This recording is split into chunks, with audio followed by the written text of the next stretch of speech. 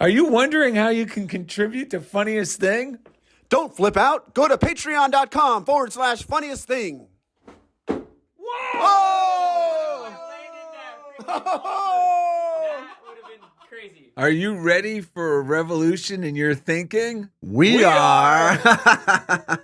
It's Funniest Thing with Darrell and Ed, and I'm Darrell. I'm Ed. Today's show is called Smile for a Living with Grace Deathridge. Off the sunglasses. Settle in here. If you really would like to be a change agent for good, it's simple. Start grimacing less and smiling more. A smile communicates love in ways that words cannot because it radiates divine love and kindness. Whether we are sharing a smile or the recipient of love, or the recipient of one, we can feel the joy of God's grace flow through us. Our smile is also magnetic, making us attractive to our good. Smiling makes us a welcoming presence. It's greeting the good that's on its way to us. On this episode, Darrell and Ed encourage listeners to join them in spreading heaven on earth with their smiles. And during the second segment, good-humored Grace Deathridge keeps us grinning with today's reading, which is Smile. Man, I got to read through this at least once before I get on the air. Well, smiling makes us a welcoming presence. It's greeting the good that's on its way. It's greeting the good that's on its way. I'm so used to you saying greedy little showbiz hands.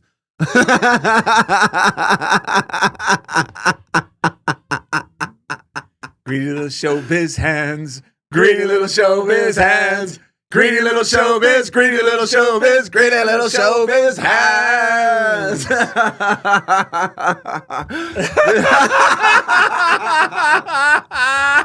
We're still high off Satish. Yes, we are. Man, you can't buy that kind of that you even at the new weed shops that are legal in California, you can't buy that grade of Satish. No, that is the best high there is, and you can't get any higher than love.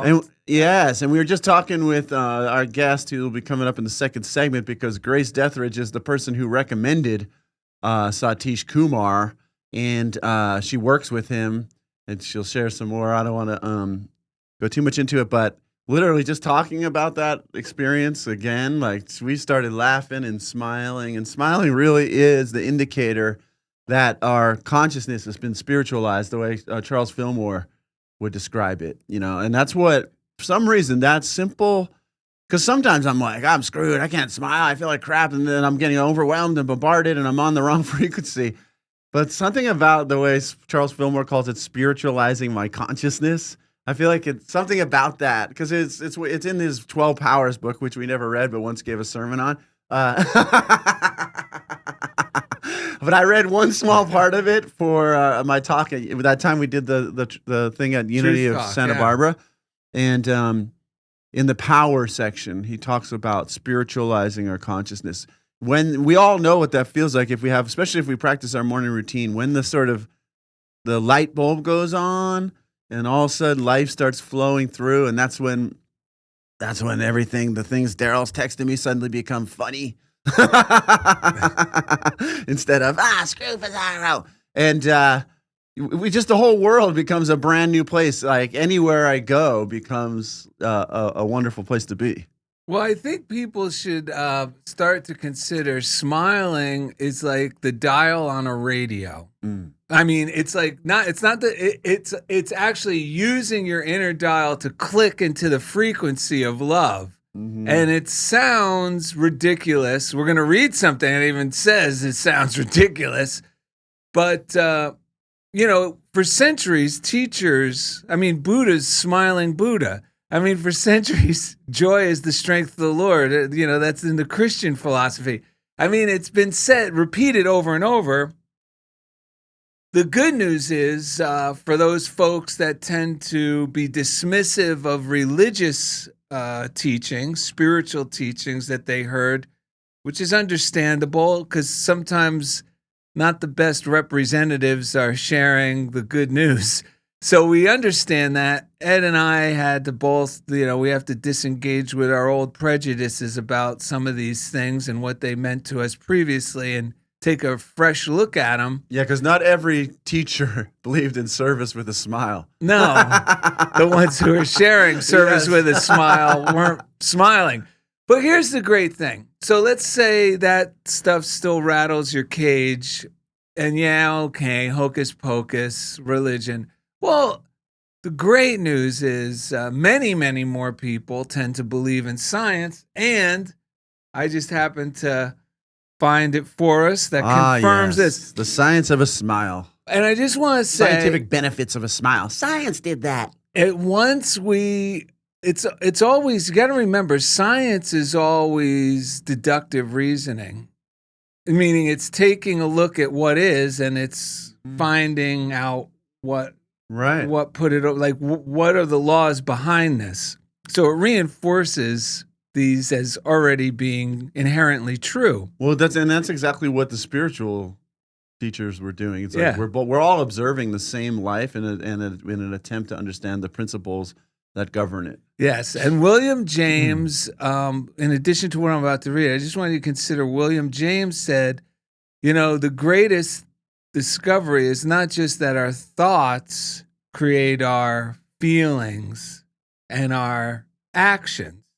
Our thoughts, then feelings, then actions, but we can use our actions to change our feelings and our thoughts. Right. You can use it in the reverse method, and that's why I said at the beginning that smile is actually taking your inner dial, if you're not feeling particularly good, and tuning it into the higher frequency of love. And just to let you know, scientifically, here it is. And you could Google this. Just Google benefits of smiling. Google scientific benefits of smiling. So yeah. I mean, this is nowadays, even Kaiser would put this stuff out. Like, it's become so much more acceptable. So here it is. I'll just read a few of them. I'm just going to read 5 of them. Smiling not only offers a mood boost, but helps our bodies release cortisol and endorphins that provide numerous health benefits, including reduced blood pressure, increased endurance,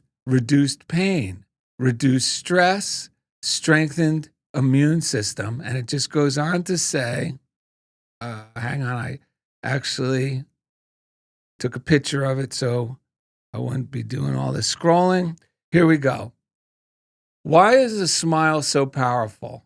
And this isn't even taking in condition what we're about to read on the spiritual, the real powerful. But it just shows if it's starting to change our bodies, it's changing our frequency. Well, I like what you're saying. There's like a spectrum: thought, action on one side, thought on the other. Yeah. Right now, you're talking more like just the action part changing. Yes. And then as the show goes on, we're going to also talk over here about the thinking side. Because it goes thought, feeling, action, but you can use action to change your feeling and then your thoughts, and now you're dialed in. So here we go. Why is a smile so powerful? And this is the scientific reason. Smiling is good for your health in a number of ways. It can reduce stress, help heart health, lower blood pressure, and boost your immune system by decreasing cortisol in the body. A simple smile, and this is the William James portion, genuine or even forced, prompts the brain to produce endorphins and serotonin, causing positive emotions.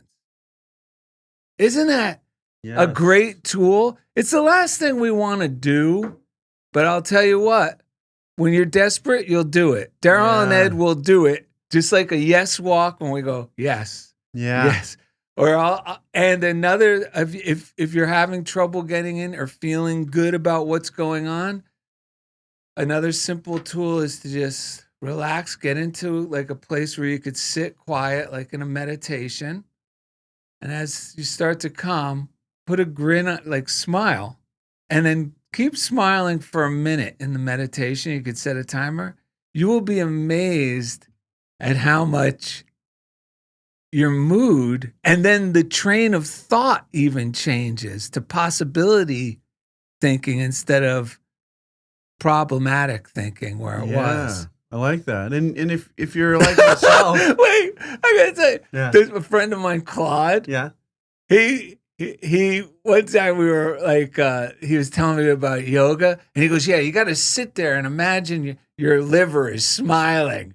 And I Oh, thought it was so nice. absurd, but it was so good because it's something that kind of instantly makes you like giggle. yes, Yes. Remember we read something. We were sitting in Unity of the West Side. There was a book, some doctor and I think he was a metaphysician, and he was talking about, he's a psychologist, maybe imagining your subconscious mind smile. Yes, that's a great tool. Imagine anything. Your mind smiling is what he Yeah. said. Imagine, stop No, trying yeah, to he think, said- yeah, stop trying to think positive. Just take a minute. Imagine your brain is smiling. Yeah. I remember it as subconscious mind, just because it's like those parts that you're having that seem to be ruling you and governing you, whatever you want to look at it. But imagine that part smiling. I mean, the other day I had planned a dinner with my wife and son, and then thought, this would be good. My mother-in-law wants to come along. She loves this restaurant, so it'll be natural. I just don't like doing like forced family things where it's like we're getting together because we should, but I only want to do it if like it's somewhere where everyone actually wants to be. So I was like, this is perfect because my son's getting ready to go back to college, and then my wife said, my father-in-law will be out of town, which I was like, all right, even better.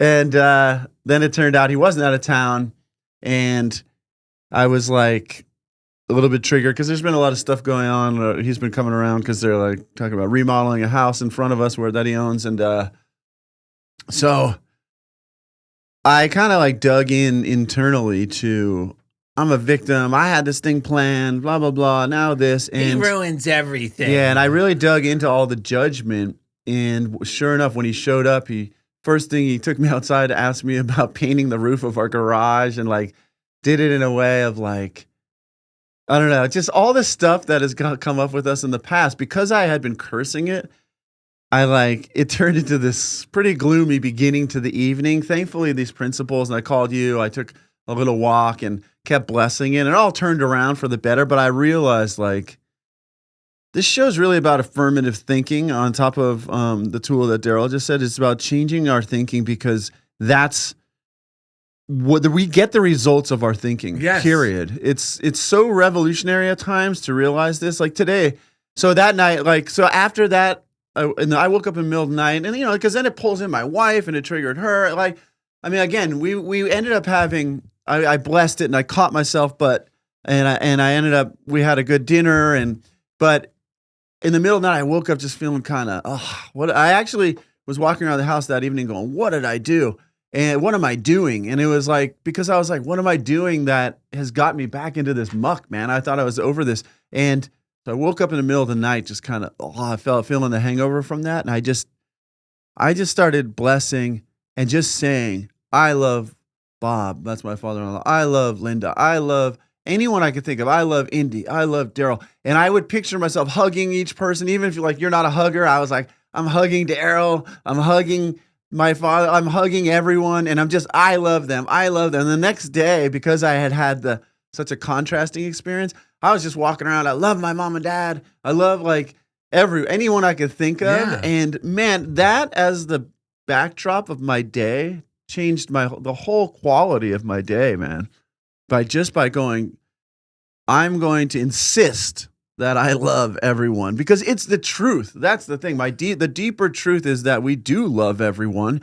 And by doing this, I realized they can think, and there was a reading by Cohen, and we're not going to read it, but it was basically saying when we choose the reality we want to live in, which we do, and he goes, this is the greatest night ever, because he watched some movie, Mr. Holland's Opus, and he goes, why? Because I said so. And we were laughing about that, but it's true. I have to say it not to someone else, but to my own brain. This is the best day ever. And the voice in my head goes, why? Because I said so. Because it's true. Because it's universally true that love is who I am and love is who you are. And then I realized my father-in-law or whoever it is, the school district, they can think and be in whatever reality they choose to. And it doesn't have to negatively affect me really in any way, because I can choose to smile and live in this heaven on earth. And it's real. it's very like I can prosper. I can have great relationships. I can have whatever it is I really desire. It'll come to me in the most amazing ways, like Darrell was telling me yesterday, in the right time, the right way. Neither one of us has ever had to struggle since we've started. I mean, we do sometimes find ourselves struggling, but our work is to let go of the struggle and smile so that our good can come to us. Well, the struggle is always internal. That's the good news. And Yeah. then once the struggling stops within myself, the external,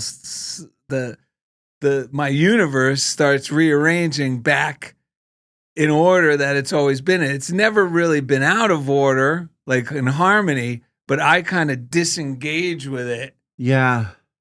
And I could disengage with it as long as I want to. But it's just like, another thing they say, physically, physiologically, that it takes less effort to smile than frown. It's the same with our circumstances.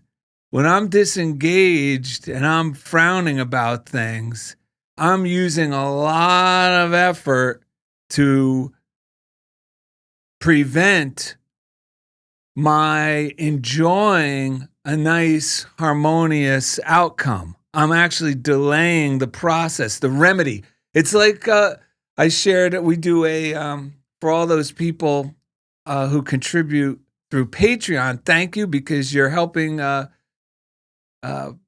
keep this show going and sharing it with others to hear this great stuff, and we appreciate it. But we also do a Tuesday prosperity workshop for all our Patreon subscribers. We really do it for for each other. But we're glad you join us, and we record it, so if you missed it and you're a Patreon contributor, you can always play it. And on there, it's just like St. Francis, many, many, many years ago, there's the St. Francis prayer, where there is doubt, let me bring faith, where there is, hatred, love, let me bring love. Yes, where there's discord, let me bring joy. Joy, yeah. So what it really is, it really is him doing like Darrell and Ed. He wrote that for himself. He wasn't going, I'm going to write a prayer and become famous. Right. He was like a scoundrel before he sobered up. Right. And he had to use every tool in the book like we do to get back in agreement with the harmony of the universe. So he saw to define the St. Francis prayer in a nutshell for myself, this is like St. Francis is telling me this. Trust God, let go of the obstruction so the remedy can flow. Because once I let go of the obstruction, the discord, the resentment, the malice, the anger, then the love can go. But we could prime the love by knowing the truth that love really is the most powerful force in the universe. Yeah. And just to share to reinforce what you were saying, we have a reading here from... Well, while you're getting your glasses, I just want to say, because you were talking and it made me think, like some people, including myself, might think, is this the old grin and bear it? No. And it's not grin and bear it, it's grin and release it. Yes. Grin and let go of it. It's not like, this is not packing the musket, smile through it, because that's like, there's people that use that, punishingly in the past. Like I can picture them telling my wife, the wife or the woman in the 50s, just grin and bear it, or whatever. I could just hear how people have misused this. There's that terrible song, don't cry out loud, keep it inside. Like there's all these just terrible versions of this. We're talking about smile and let it go, smile and release it. And when you say remedy too, the remedy is recognizing that all is well. I mean, it comes in the form of recognition that no punishment's required. There's never really anything wrong. Our good it's letting our good flow. That's the beauty of it. It's not just like, phew, I got out of trouble. It's I'm getting out of the trouble, but I'm also getting into the reality which is satisfying and productive and all the good that we desire. It's amazing. It's getting into the groove, as Yeah, Madonna. Madonna once said, Didn't she whisper that in your ear? "Get into the groove, baby. You gotta prove you live in harmony." Yes. Okay, you ready? We all can have a little, well, that original Madonna, the original version on our The one shoulder. from 1983. Dancing on our shoulder and telling us, get in the groove, baby. So this is from a reader that was recommended by Rod Schweitzer. He's been a guest on the show several times. It's 365 Science of Mind. It's a Mine year doesn't of have a cover anymore. Yes, go ahead. daily wisdom from Ernest Holmes. And this one was just yesterday's reading. And we were both read it. We both sent it to our friends. I took a picture. Ed did a, text. I know. I actually just wrote part of it in the text, and then I don't even think you saw it. And then a moment later, you took a picture of it and sent the same thing. So it's perfect. It's amazing. perfect for what we're talking about because this is the law, folks. You are either attracting or repelling according to your mental attitudes. You are either identifying yourself with lack or with abundance, with love and friendship or with indifference. You cannot keep from attracting into your experience that which corresponds to the sum total of your states of consciousness. This law of attraction and repulsion works automatically. It's like the law of reflection. The reflection corresponds to the image held before a mirror. Life is a mirror peopled with the forms of your own acceptance. How careful then you should be to guard your thoughts, not only seeing to it that you keep them from doubt and fear, accepting only the good, but equally, you should consciously repel every thought that denies that good. Wait, I wrote something to myself, but probably something we're going to be saying. My career is expressing love and I'm well compensated. Yeah. And I realize, you know how people go, it is what it is? Like that's like grin and bear it. You know, people go, it is, oh, well, it is what it is. Actually, you always hate that saying. I actually like it, and I'll tell you why. But first, tell because Okay. they're equally valid. Well, I fix it for me. I wrote, it isn't what it is whatever I anoint it. Yes. I baptize everything good today. Yeah. Nice. And then I went on to I tell just use that it is what it is when it's like there's something going on. I don't need to be caught up in it. I just go, that is whatever that is. Now, same thing. Let 'em have it. Let's move on to what we're doing here. yeah, like let them have Yeah, it. yeah. But I hear you because it's all about the spirit with which we say Yeah. these things that matters. And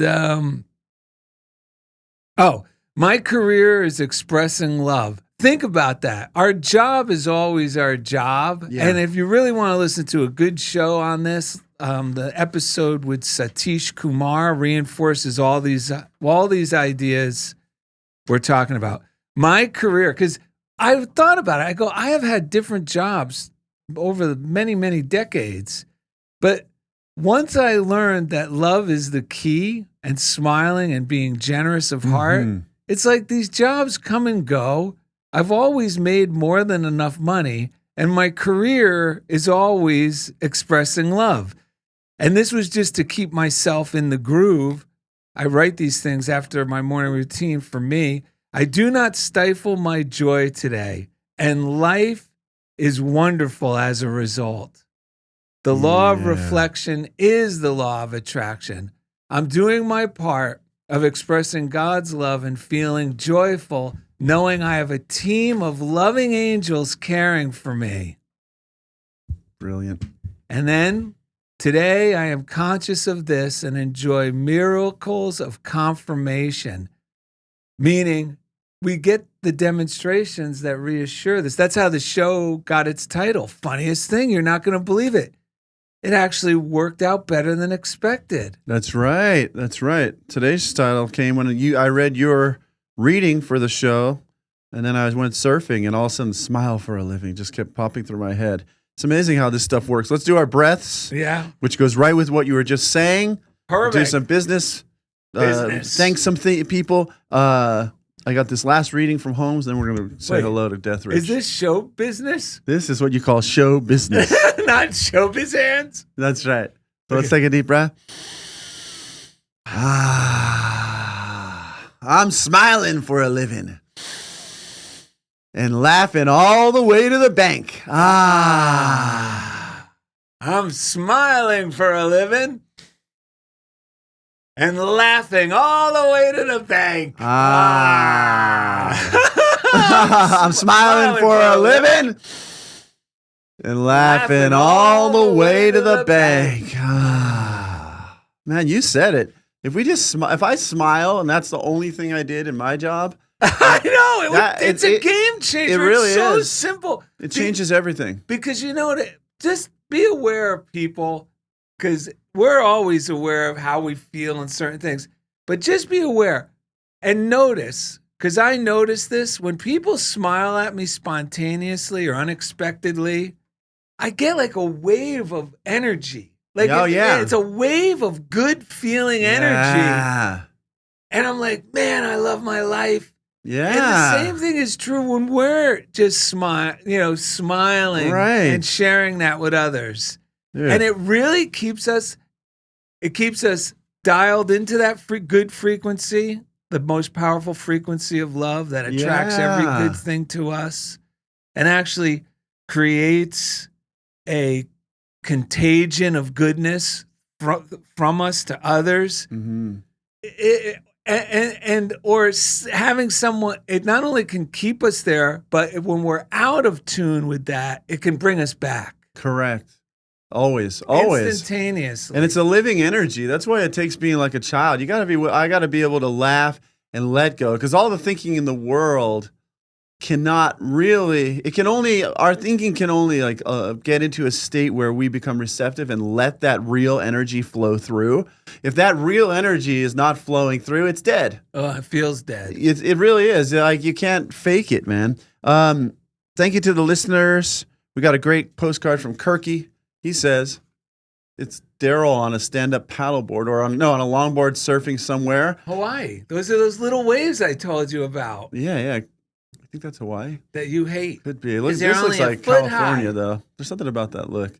You can't buy happiness, but you can buy a surfboard. That's pretty close. He says that's a quote from Ed Jody. I don't remember saying it, but heck, I'll roll with it. When man solves the mystery of imagining, which is what we're talking about, he will have discovered the secret of causation. And that is, imagining creates reality. Therefore, the man who is aware of what he is imagining, knows what he is creating, realizes more and more that the drama of life is imaginal, not physical. All activity is at bottom imagination. Yeah. It creates and conserves the desirable and transforms or destroys the undesirable.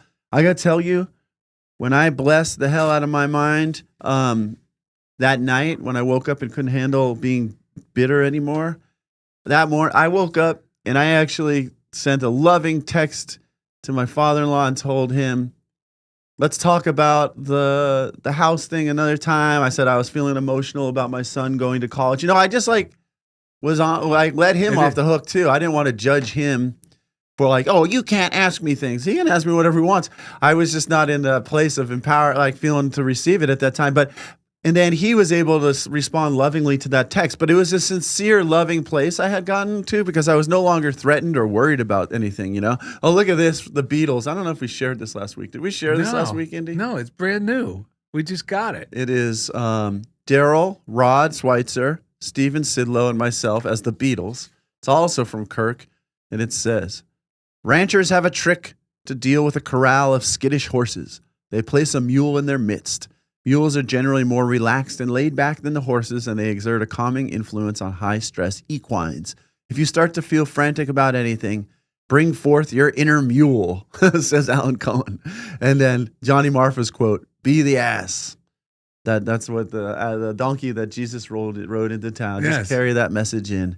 That's from Kirky loving us. I think we already read this one last week. Actually, it's from Lois Conklin. But we love you, Lois. And just wanted to give a shout out to you. Indy, how you doing out here at CHOBO Studios? Doing great. Loving the show. Love you guys. We love you too, man. Thank you for everything you do. We want to thank our chief engineer out in the audio sector, Jeff Comfort out there in Kansas City, Kansas. Jeff Comfort. Each week. He takes us right into the comfort zone. Yeah. I'll do a quick reading from Ernest Holmes' Science of Mind. It's called The Workshop. This is one of those Science of Mind magazines from the writings of Ernest Holmes from September of 1968. And that was 55 years ago. it was in my elementary school yearbook. I found that. And it's about affirmation. And it says, now we know, and thank you, by the way, to Michael Schoonover for always providing us with such great material, and to so many others. He really embodies the spirit of unity, what it was all about, what it really is all about. Affirmation. Now we know that affirmative thought creates good things in our lives. It keeps our body healthy, maintaining the normal functions of the system. Affirmative thought attracts to us according to our acceptance. He's saying that what you just read on the internet in 2023. Oh, I know. About, that they're like these groundbreaking new ideas about mental health and its effect on our overall well-being. This is from September of 1968. A silly little spiritual man named Ernest Holmes. He says, if then we learn to think affirmatively, if we have more hope than despair, more faith than fear, more of a sense of security than uncertainty. And this is just a hair more, just a mustard seed more, as Jesus would say. You know what someone said? What? One of the New Thought people that we respect, and I forget who it was, and I'll never forget it because it made it feel so good. All you have to have in your day is 51% positive versus negative to make significant change. So don't strain. Right. We're not saying strain to think rightly. Just always know that God is renewing your mind. Just the thought of God is renewing my mind and improving my health, wealth, and circumstances. Yeah. Just know that. Just affirm that, because that is the bottom line truth. This isn't trying to make yourself think right so things will improve. No, this is just getting our thoughts into what already is true, because it feels good. But if you're starting to strain, which can happen to us, especially when it's a health concern, I'm not thinking positive, I don't feel good. Nope, you got to back off. Let God do the work. Right. Ask God. God is renewing my mind and improving my health, wealth, and circumstances. Yeah, it's actually more. That thought process is probably partially contributed to that state in the first place. Yes. It's like the healing comes from letting that go. Let it really all does. Go. Like Nancy Norman said something that I've been saying for years, which is God is more reliable, as reliable at the very least as Amazon. We know when we order it, it's going to arrive. And I've always said, when we get scared, we go out in the alley in the back. Where is it? Oh my God. And all the while it's coming to the front door. We just have to have our door open to receive it. He says, if then we learn to think affirmatively. I just read that part. He says, more peace than confusion. Gradually, these new thought patterns, new habit patterns, which are being laid down, will take over when firmly rooted. And forget, even if the percentage is scary or anything like what Darrell just described, one living thought in this moment will completely wipe out all these dead tapes of negative. One energized, spiritualized thought. We're always just one thought away from being happy. That's right. It'll take over. We will then be automatically bringing to bear on every situation a peace and a calm and an assurance which are not only contagious to other people, but which silently attract to us those things we are affirming. And then this part is important. It might contradict much of our experience when we first affirm these things, because you know as well as I do that often we seek to change our thought patterns. When we do, it is as though something within us arises and argues against it and says, you can't. And we are also confronted by what the whole world thinks. Suddenly, we might have not even been thinking about it yesterday, but once we start blazing this new trail, suddenly we start to recognize, wait, the news is saying this. The whole world seems to be saying the opposite, right? And says, yet we are still dealing only with the habitual thought patterns that are repeating themselves.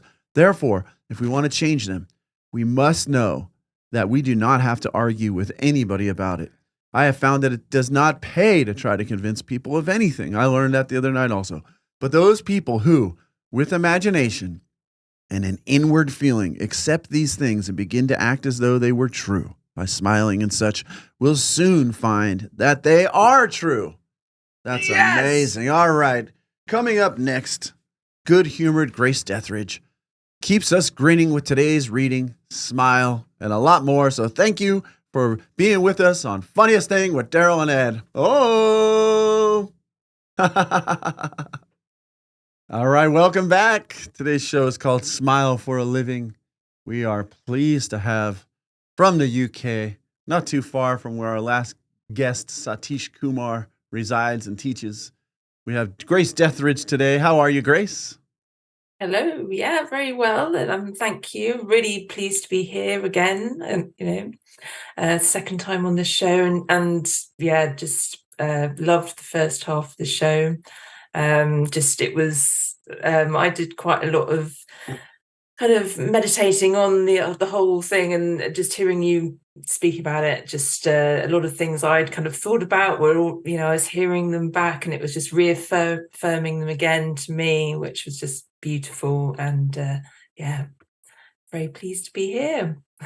Right on. Well, we want to extend a thank you for connecting us with last week's guest, Satish Kumar, who you work with. So that was a huge treat for us and for everyone who had a chance to listen and watch the show. So thank you for that. Well, yeah, thank you. Well, it seemed just like an obvious, natural thing to do. It's that, I must have, I didn't really overthink it. It was just like, oh, I love the podcast. And I could see that some way, that you'd be a great kind of fit together to be together in conversation. And so it was just perfect. And it was just wonderful. Satish loves saying yes, I think, to things that he feels inspired. Well, he's very just, full of enthusiasm and energy. And so I think, he really enjoyed it too. And I love the fact that you chose smile as today's theme. I mean, it just goes with last week's relax and enjoy the show with Satish, because it's really funny. And I don't know if you've heard any of his online meditations that he does, but he does them free kind of online meditations every now and then, and regularly. Well, it's part of his meditation. It's relax, smile, let go.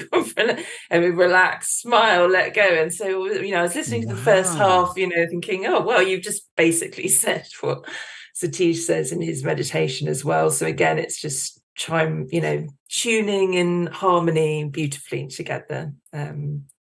Where could people see these meditations online? Because I bet a bunch of people just thought, "Ooh, I'd like to watch those." I was one of those people. To those. I want to know myself. Yeah. Well, he does monthly. He actually does monthly meditations for people. They're actually primarily they were put together for people that work on the land. So people, farmers, gardeners. So if you have your own garden, but also people that might be working in those kind of fields. Excuse the pun.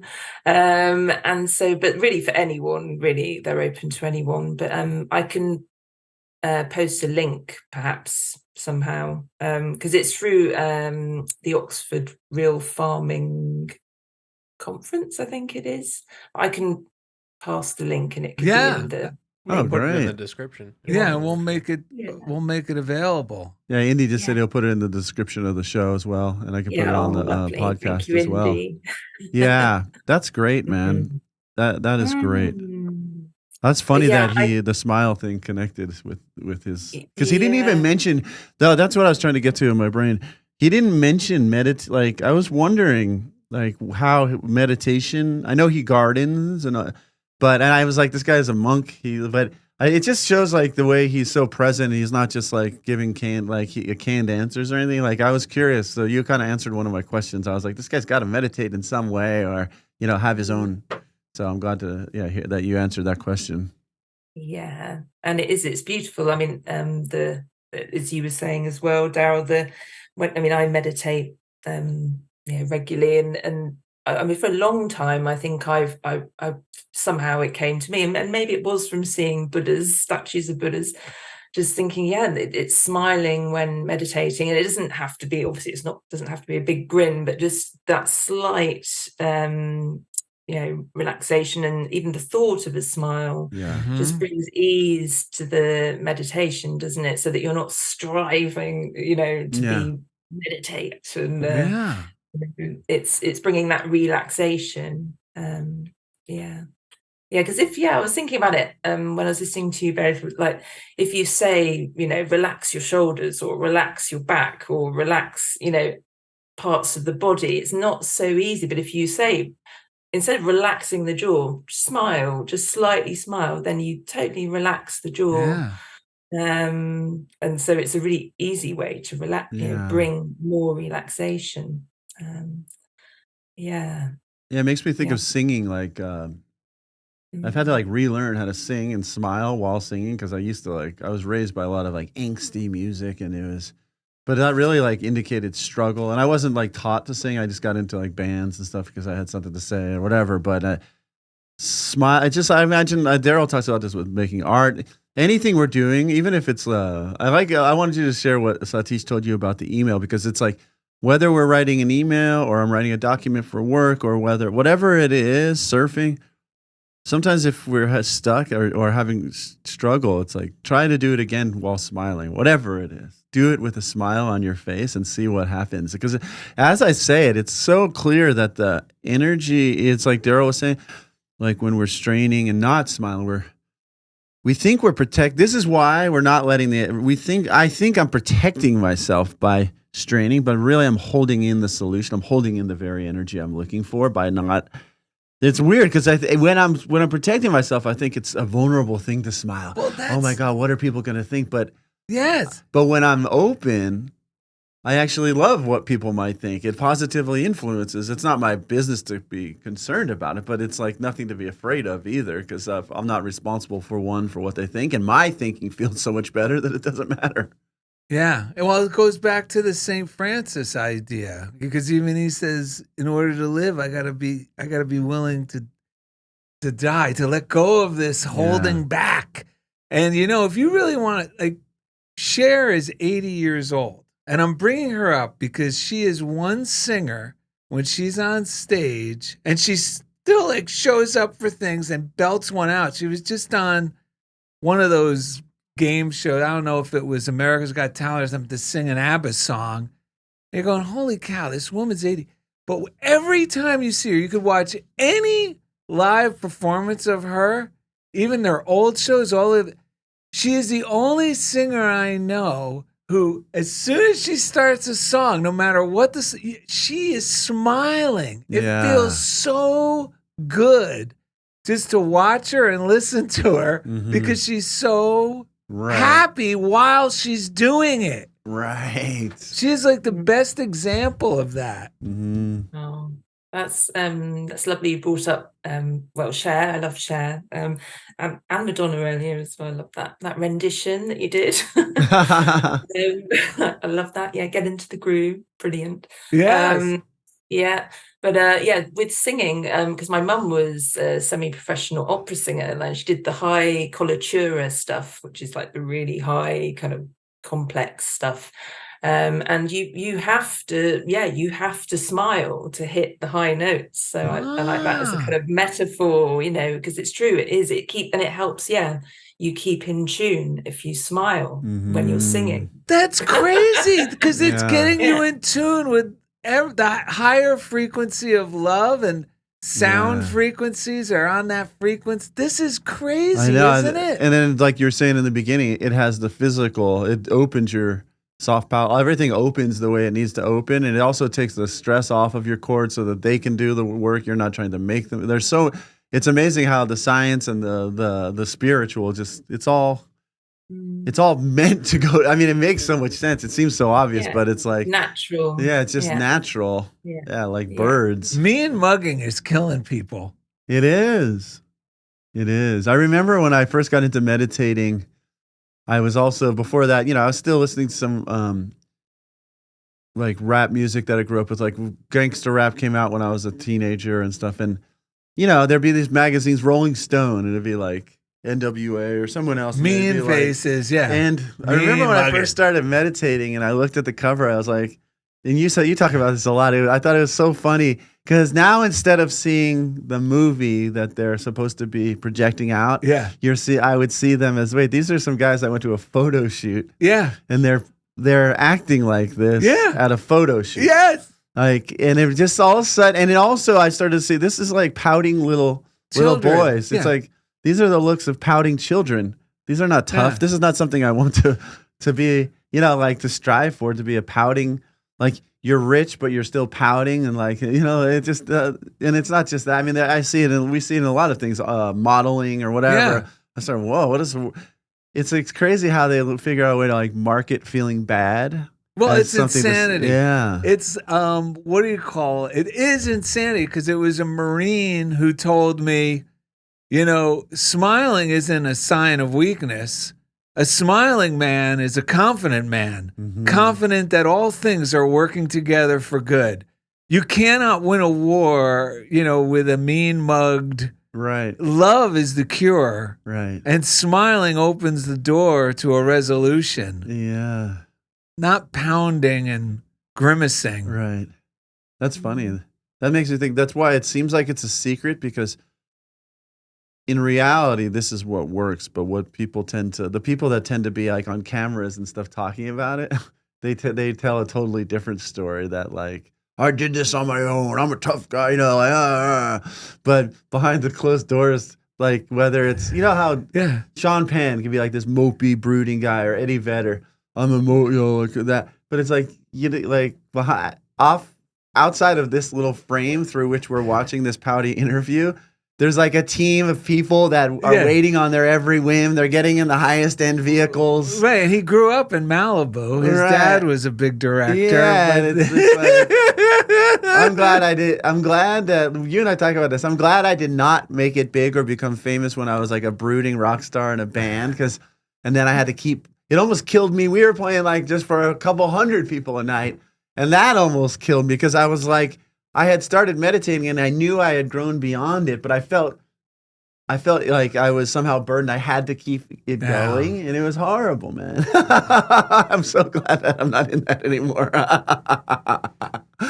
Oh man, Miss Deathridge, I wanted you to share what you told me that Satish told you with regards to emails and things when you first started working at the university with him. Yeah. Well, it was. I've been there a couple of years, and not long after I'd started, he popped into the office, and I'd known of him for a while, and read some of his books, and so it was quite like, oh wow, exciting when he just popped his head round the office door, and then he just said, lovely welcome, as you imagine, because he's just very welcoming presence. And but he made sure that I knew. He welcomed me, and he said, when in your job, while you're here, just the most important thing is to do everything with love. Every email that you write, write it with love. It was and we very much, we were both smiling on our meeting. It's that meeting of souls, or beings, and he also talked about our names, because his name means truth, he was saying how he loved my name, Grace, and how that we could use our names as our mantras. That was quite a nice thing to say. Wow. Yeah. What's your mantra? My mantra, or what does my name mean? Same, yes. My name, Darrell? Yeah. It means beloved. There you go. Oh, there we And my are. brother You Eric. are well loved, man. And my brother Eric means prince. Wow. I think my name is something like No. Protector. Edward. Edward? Yeah, let's see It what it means means. mule jockey. Oh, yeah. I looked it up. Okay. Well, that's what Marfa said. I know. Yes, nice. That means What? Let's see. Ed means fortune, and Ward means guard. The wealthy guard. Oh, wow. Fascinating. Yeah, that's a good mantra. I'm a wealthy guard. Like a guardian of the wealth. Yeah. So, beloved, you better watch out, man. You are. That's a good name for you, because I think I sometimes hated my name No, growing I know, up. but like you got to. I think you should drop that because No, now I like it. Yeah. No one else has it. No, I should say I think you should utilize it, because sometimes I think you think Like me sometimes, you think the world doesn't love me. They hate, and you're like the most beloved person I know everywhere you go, and everyone else knows this about you. And I'm not bragging because I'm like so smart, but I know how it is when you're in your own skin. You don't always see this, but That's true. But you are beloved, even in settings where you think this is so distasteful. Those people love you. You mean like Saturday night? Saturday Was that night? no? When was it? Where we met Jen? What night was that? Oh, at the Village Well? Yeah. Yes, even there. It's even the scenes that aren't your cup of tea, they're selling your books. Even certain meetings where there's ne'er-do-wells or what have you, they come up to you and hug you and talk about how much you changed their life. Wow. Well, You thank are you beloved, for man. reminding me. Yeah, man. It's my pleasure to do so. I see Indy nodding. What his does head as well. Indiana mean? Land of the Indians. That's it. I just looked it up. That's what it means. That's his name's Indiana, and it means land of the Indians. Well, Satish, you're related to Satish. Hey. Also, Satish actually, I said thanks for being on the show, and he sent such a lovely email. Speaking of email, Oh, wow. it was so cool that he took the time to even be so loving to just the producer. You know, it was amazing. It was great. That's incredible. You know, I was listening to Grace telling, and you have someone who's at the top of the organization saying that to you. I was thinking, man, what a wonderful place to work, Mm-hmm. because a company always reflects the nature of the Leadership. leadership. Yeah. And I was thinking about other places I've worked for, and even how Ed shared about where he works. And the tendency is, instead of make sure you put love in everything you do, it's like, oh, wow, yeah.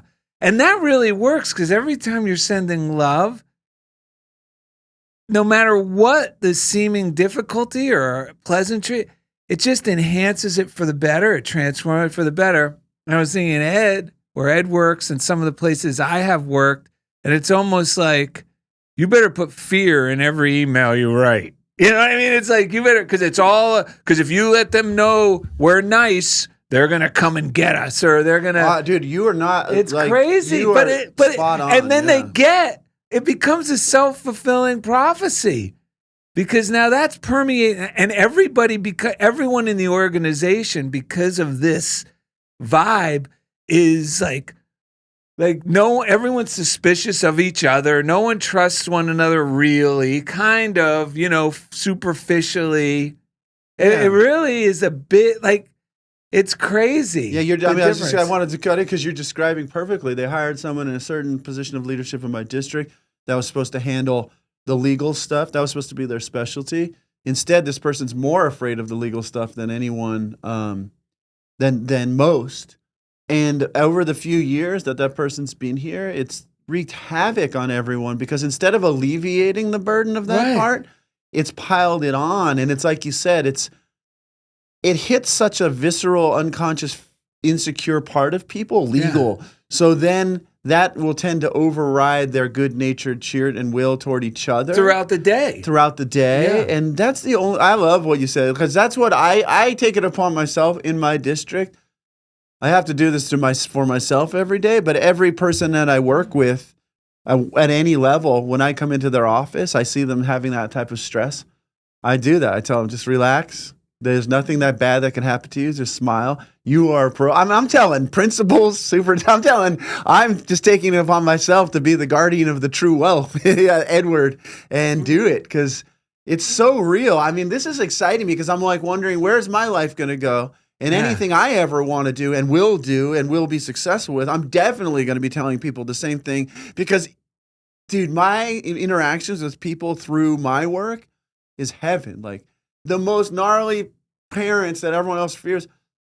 Last year, I shared it. She gave me the PTA Human Service Award and wrote me the most amazing email, and had her son do the most glowing review of me in a video for that award.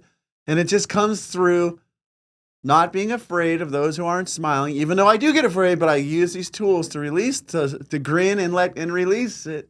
And just, because no fear or doubt or worry, like with my father-in-law, for example, no fear, doubt, or worry can stand in the face of a smiling man, like the kind that you were describing. It has to dissolve. Well, you also write loving letters and communicate lovingly when everyone is saying you should not, literally. Yeah. Because Ed has written, he'd write parents, he'd send them emails, updates, just like a normal, like you would expect from a good teacher saying, oh, your son's doing this well today or this or that. And then if another teacher or supervisor heard of it, they would tell Ed, oh, you can't do that. We can't do that. Yeah. But meanwhile, because that parent is this and that, but meanwhile, that parent and child and the relationship with the school has improved because of Ed doing these things that he was told Totally. not to do. Texting with parents, like I text with especially that parent that everyone else is afraid of. Like they got my text straight away. I become like an uncle to their kid. I got invited to one of those parents' kids' That's birthday right. parties last week. Right after the show, and they were handing. They were handing me beers and coming up to me and thanking me and all that stuff. But that's how it could be for everyone there. Yeah, it's That's just how the the whole natural thing way. is. Yeah, it's just natural, man. We have to let go of the fear and smile for a living. It's incredible. And also, I was just, it's funny actually, I know, but obviously we've talked about Jerry Jampolsky before, Yes. and I was looking at this earlier. Yes. The Love is the Answer, creating positive relationships. And I just opened it on the page, which was lesson 4. I can choose to see everyone as either loving or fearful. So yeah, if I'm getting that funny, behavior, what I'm seeing as perhaps scary from the other person, then that is fear coming from them, isn't it, that I'm picking up on? And so, Yes. to be loving and then I can love by, giving a smile or, doing all the amazing work that you're doing with, all the people that you come into contact with. Yeah. And I think the key that I've been learning lately is because we're empathic, and some people more or less aware of it, but Darrell and I are like super empathic, that I need to go by myself after I'm with someone who's having negative and just be like, I have to be able to admit to myself, that feels horrible. Something in here feels horrible.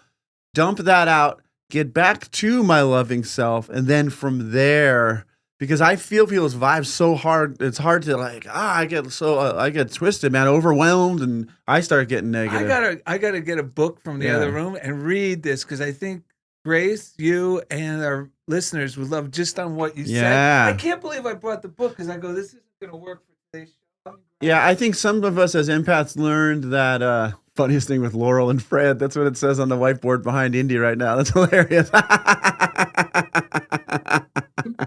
One of these days he's going to get our names right. But I think as empaths, sometimes because we're sensitive, we want to be loving to others.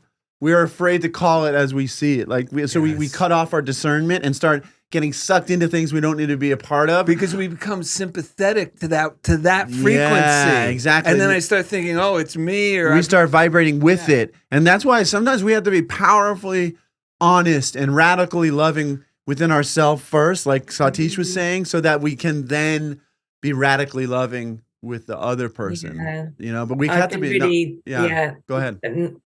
Learning that myself a lot recently, that sometimes it's just better to be quiet, just to be silent and listen. I can listen. That's an act of love. But it doesn't mean I need to agree or respond, but I can listen as an act of love, and then I don't have to say, well, I don't see it that way, or whatever I might normally want to perhaps say. Right. I don't have to say anything, and I can. It's that being in contact with yourself, isn't it?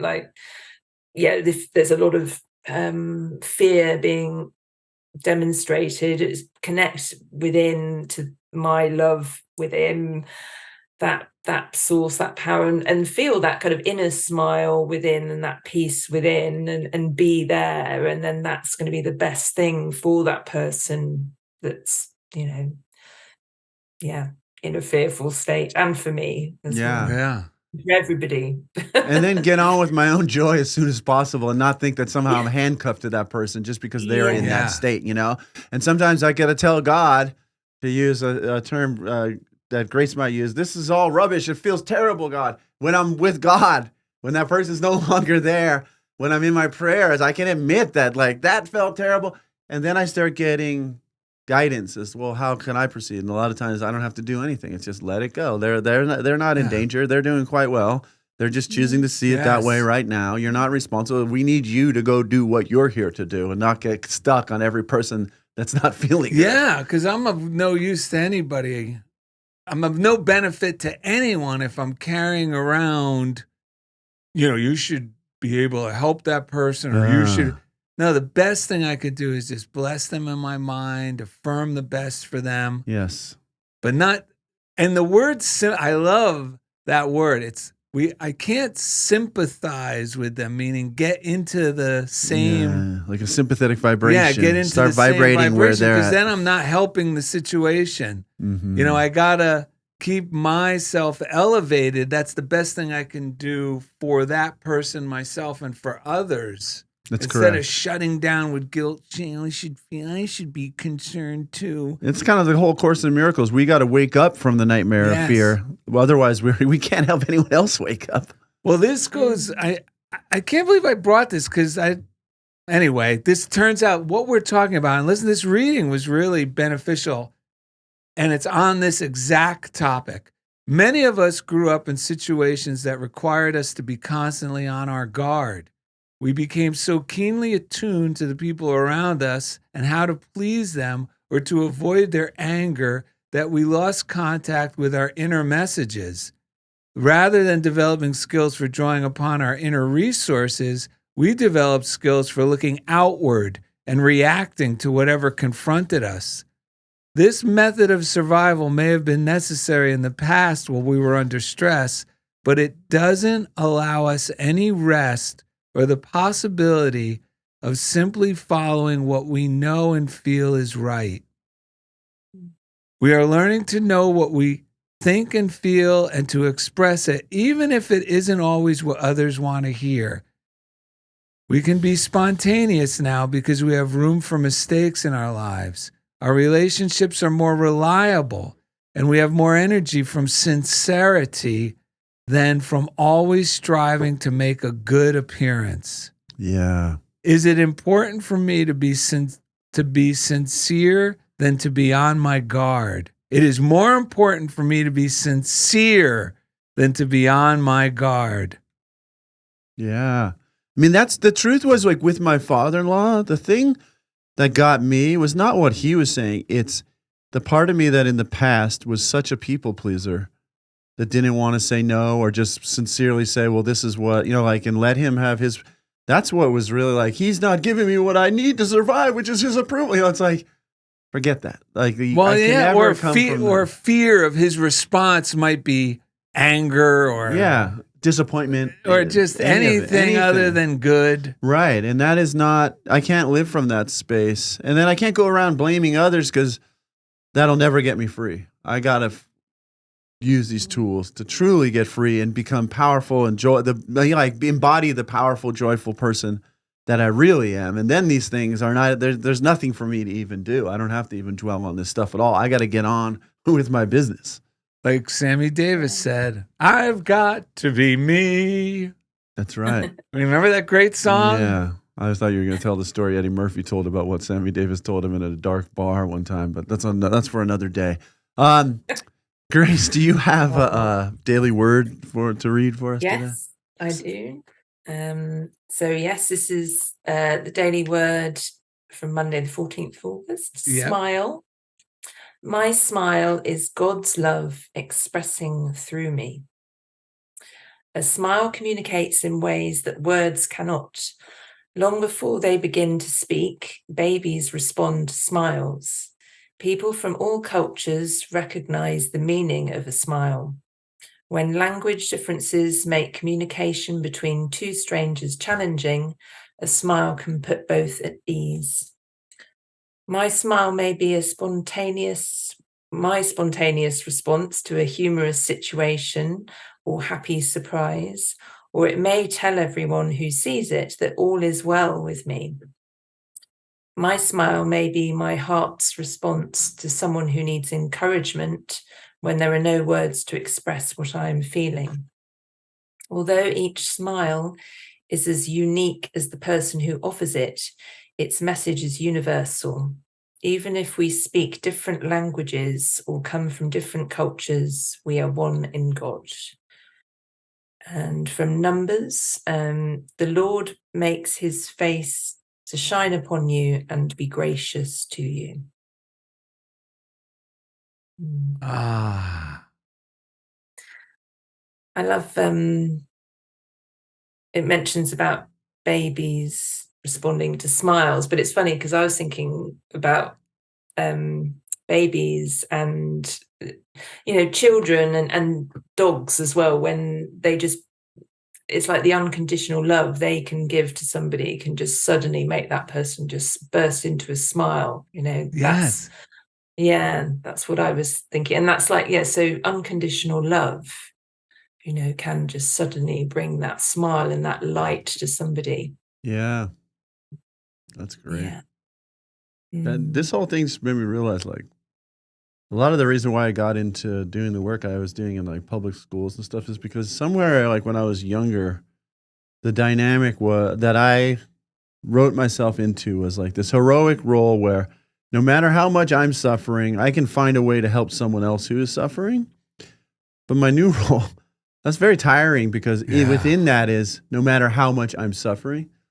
The new role that I'm writing for myself is, how about I release all my suffering and just do the joyful thing I came here to do without all the suffering and see what happens then. And it's hard because there's so much, or no, it's not, I don't want to say it's hard, but it takes practice because I have to keep releasing this underlying belief that there's virtue in the suffering, that's what makes me have some sort of authority or something because of the, and it's not. The authority just comes from tapping in to the now, the truth, the flowing, the loving flow. That is what brings the authority.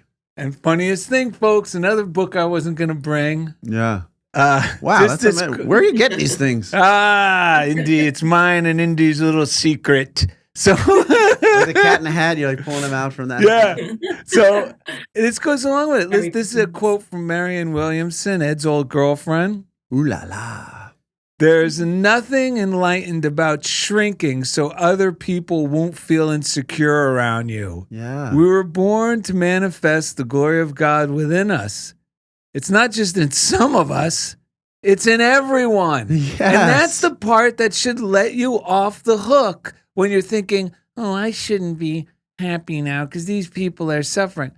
Well, the same joy is in them waiting to know it's okay to come out. Right. So why don't you be the first one who smiles and gives them the invitation? Yeah. It's funny. You called Satish a welcoming presence, and we referred to smiling makes us a welcoming presence. Wow. And it invites the people to come up and out. Yeah. I was thinking I thought of a word that made me think, I thought it's disarming. It can be, so people would, you can just see you smile and maybe somebody is frowning and then you just see their, like you're saying, it's contagious, isn't it? So it just, I mean, sometimes it doesn't work. So, and that's the thing, isn't it? It doesn't, that's the thing about it being unconditional, because sometimes I have smiled to people in the street before and I've had like verbal abuse back, like, because I do tend to smile a bit as I go around my day. I'm not always, if I'm really in my head,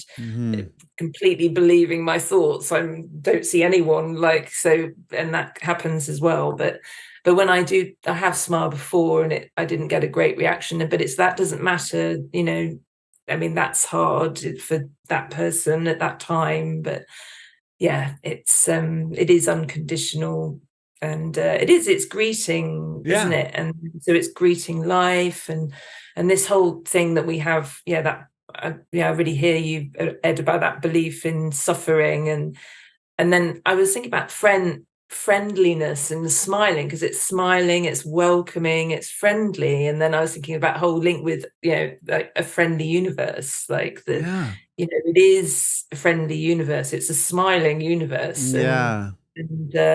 But we're believing thoughts a lot sometimes, aren't we? That just means we're not quite seeing that in that moment when we're believing them. But then we can just not believe them, can't we? We can, when we see that, and just be easy on ourselves when just notice and smile. Was it Kathy or Nancy Norman that was talking about?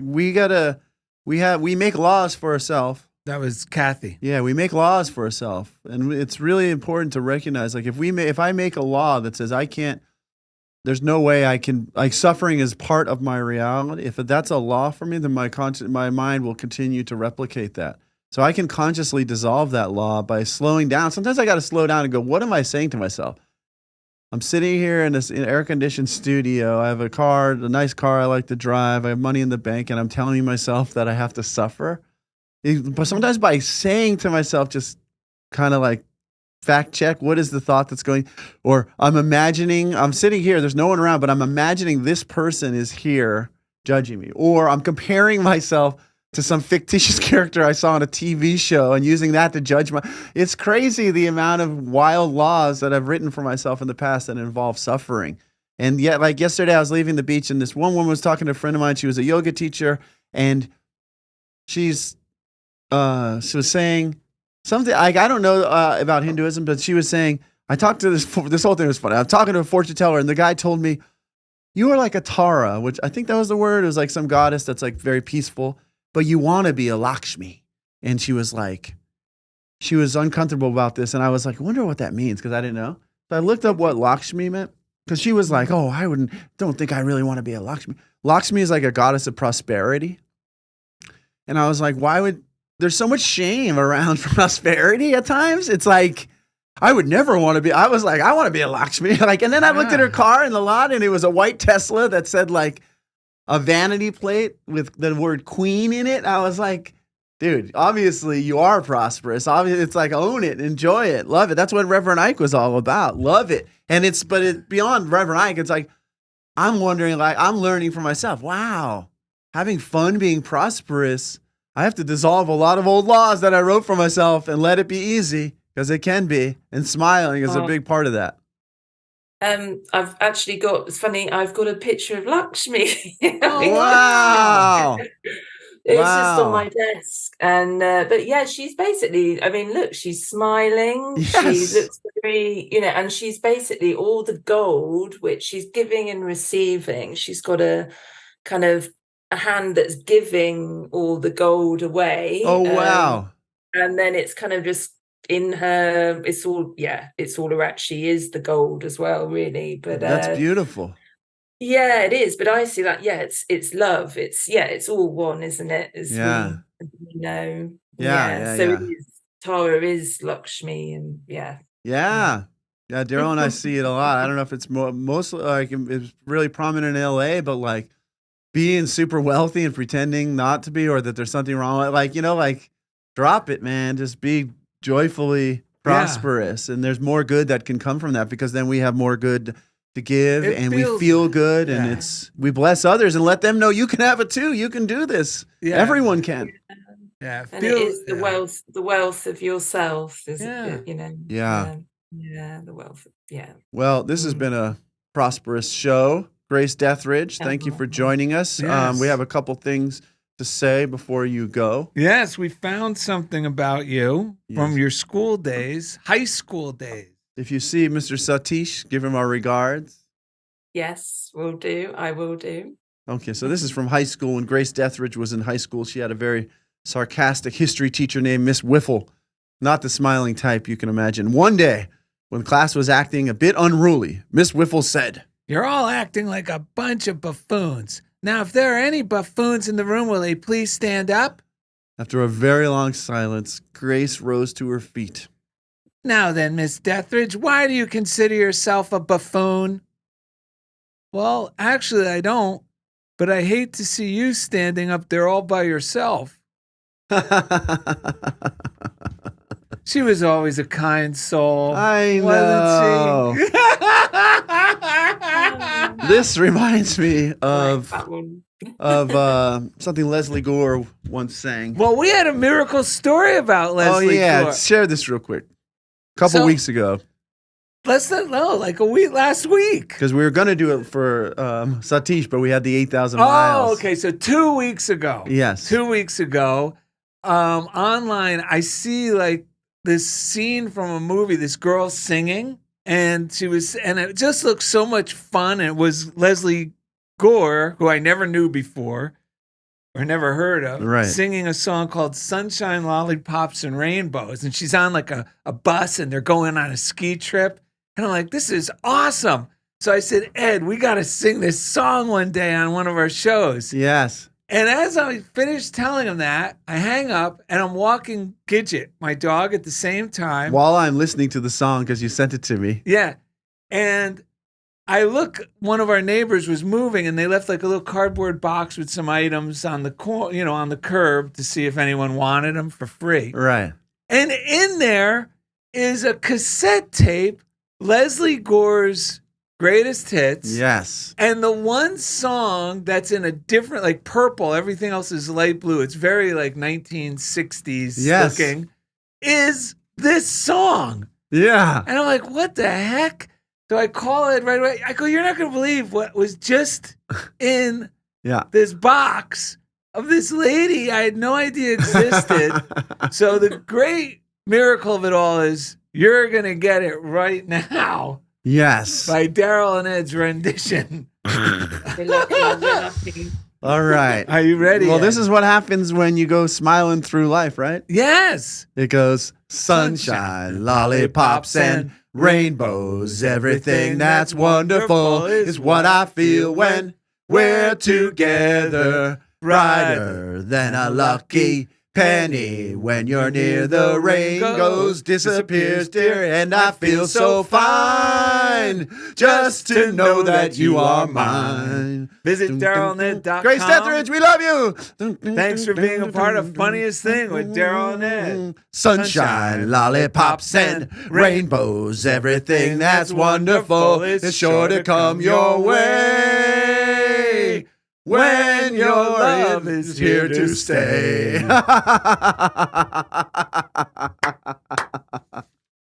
Excellent. $500. Really? See, $200 for you, sir. $100 for you. What the heck? Oh, no. $100 for you. No way. Are you serious? Yeah, I'll give you 100. Let's see what's on there. Of course. Thank you so much.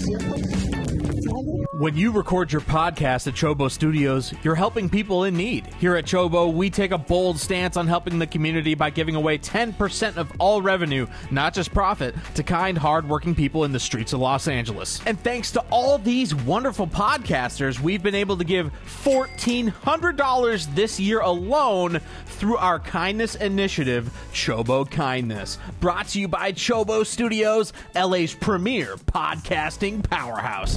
Follow for more.